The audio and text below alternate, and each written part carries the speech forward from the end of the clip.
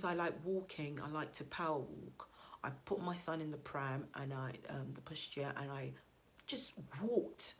I walked for about close to 30 minutes. Then that's when I decided to take the bus home. I said, okay, fine. At that time, my mother had left Cameroon and come over here with me to just get me settled.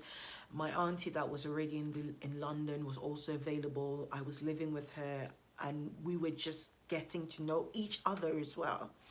And because of my son's illness, certain tensions started to go on in the house, and I started to get this feeling of wanting to just let go and just fight for my son, because hey, they say you can choose your friends, but you can never choose your family. And at that time, being young as I was, I started to make certain very drastic decisions for my life based off what my son was experiencing.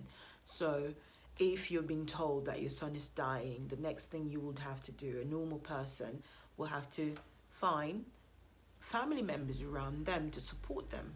And that is what I thought. Our family members were around me, but every time I talked to them about my son, only my mum that brought me up will be very active about it, will be very like, oh yes, let's go this way, let's go this, let's find for this, let's look for this. And she will be very active. And my family in London will be very laid back about it. And I said to myself, why am I here? So I made the decision of leaving the house. I left the house with my son, went into social service, took me over, went into social housing, and then unfortunately 5 months after I left the house, my son died. It was the most horrific experience I've ever gone through, and I don't think I will ever wish that on my worst enemy. So my son died in my arms, and he was suffering from an epileptic shock, the same way how the doctor had described. The same thing that the doctor had said, word for word, played out in front of me. And my son lost like his breath, and his tongue came out of his mouth, and he clenched his teeth on his tongue, and it blocked all the air holes. The reason why is because the electric, or whatever the doctor had explained, the neonatal doctor had explained, he said his the nerve will be blocked, so you have a severe epileptic shock to the point where his nerves will be blocked, his brain cells will be blocked, there will be no flow of oxygen. And that is exactly how my son died, but a bit earlier than he had said. And when my son died in my arms on the 21st of November 2005 at around 7:30 a.m., I lost it.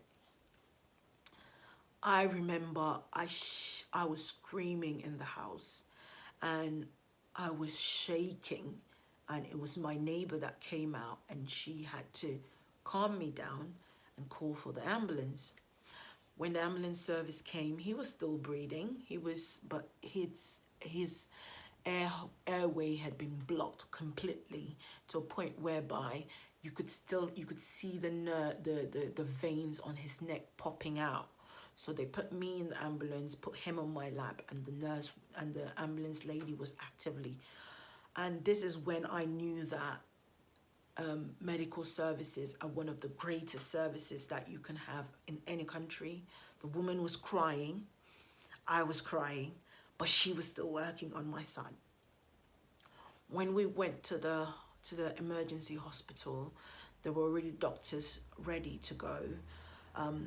The doctor that had told me how my son was going to die had been called in, and he was already, because he works in another hospital, so he had to come all the way to the hospital in the A&E, and he was ready. He was ready to bring my son back to life, as he said, but unfortunately my son died. And I think one of the greatest things as a mother, to see people care for your son as much as you care for him. But unfortunately, my son died on that day. And I think that's when my mental health became known to everyone, because I went into a spiral. I was very good at school. At that time, I was still going to school. I was very good at school. I was one of the best students. My grades were predicted an A, a B, but then all of a sudden, within 3 months of my son dying, downhill. Everything went downhill. Then, fast forward the time when I had an exam. I didn't care about the exam. I turned up in an exam. I think I turned up about 30 minutes late to one exam, and I had already applied for uni, and I went for the interview in uni. I was very carefree about things. I became very, very like, oh, whatever will be, will be. I was just like, pfft. But deep down, people that know me or that close to me know that I am not that carefree. I am very methodological. Scrap that word. I'm very goal orientated, so I set goals for myself and I go to achieve them. Now, when that happened and I could not find myself, I could not think about various ways of how to cope with it, I started to hang around with the wrong people. Not hanging around and doing the stuff they did. I just wanted to be with people that were like, oh, they saw life as being life. And I would go out, coming back late. I would go clubbing. I would go a lot of clubbing. I remember I partied one time straight for 7 days. Monday right through to Sunday, I went clubbing every single day. Now, everyone that's lived in the UK knows that certain point in life you've got to be an adult, because hey, life hits you, bills, housing, you're taking care of yourself, then getting a job, starting your career. So I started to ignore all those little telltale signs that I was already an adult and I had to live my life the way I should be happy for myself. So, fast forward 2008 now, and I fell pregnant. And when I fell pregnant with my son, and I said to myself, okay, this has got to change. A lot of things have happened, and I have to now start making decisions for myself and think about him.